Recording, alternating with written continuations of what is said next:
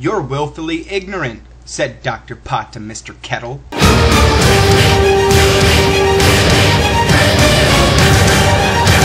"Hi, Jason. It's Aldous again."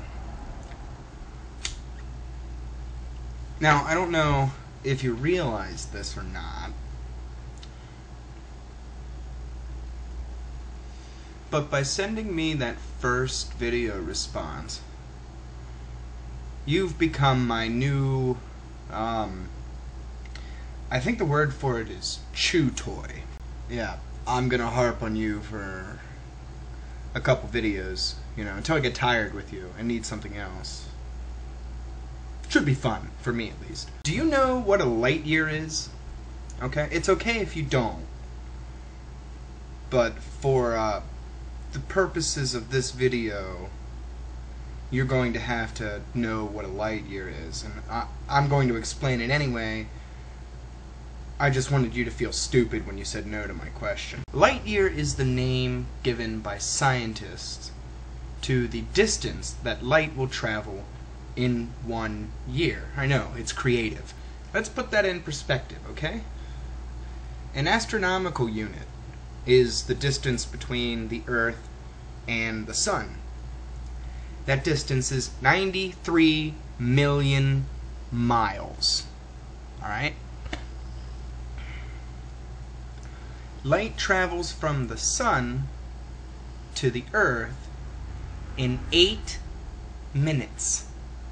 93 million miles in 8 minutes. Now, some of my smarter subscribers probably might be able to figure out where I'm going with this ahead of time. Just keep your pants on, okay? You believe that the Bible is the inerrant word of God, okay? I know you do. You might not have ever said it, but you do. You do. I know you do.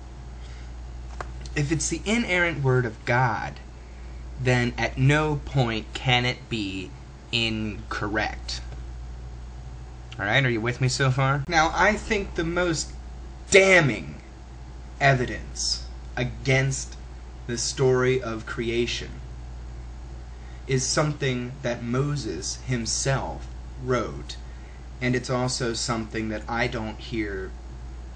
It's not brought up enough, I don't think. If we get past the whole universe and earth, the heavens and the earth being created in 7 days bullshit, if we get past that, okay, my first problem with the Bible is Genesis 1:16. Do you know that one off the top of your head? You ought to. It's gonna become oh boy, you're gonna be thinking 1:16, you know, for hours after watching this video, I'm sure. Genesis 1:16 mentions that God created the stars. Moses wrote Genesis at about 2000 BCE. Is that what we're saying here? 2000 BCE? I know. Where do those people get off calling it BCE and CE? We were happy before with BC and AD. How dare those people encompass all religions? At about 2000 BCE, Moses wrote that God created the stars. That meant that Moses had to have seen the stars. Okay? Moses saw the stars. In the night sky, Moses saw the stars, right?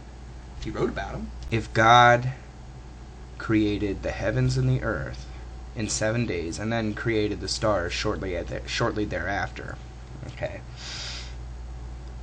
Moses wouldn't have been able to see the stars 2,000 years later. The stars are millions of light years away. Do you know what that means? That means that the light from the stars in the night sky takes millions of years for us to see it. Right? Millions of years. I know you hate that, millions of years. Evolutionists say that the Earth has been around for millions of years. Actually, we don't. We believe that the Earth has been around for billions of years. That's billions with a B. But I only need to prove that the Earth is millions of years old to disprove your half-cocked belief that the world is thousands of years old. And, you know, I don't even have to get into all of the evidence of civilizations in Mesopotamia as early as 8,000 years ago. I can go back to millions of years ago. So when you look at the night sky and you see those stars, okay, all you have to remember is that Moses got it wrong. And if the Bible is the inerrant word of God, it can't be wrong some of the time. And yet, it's wrong most of the time.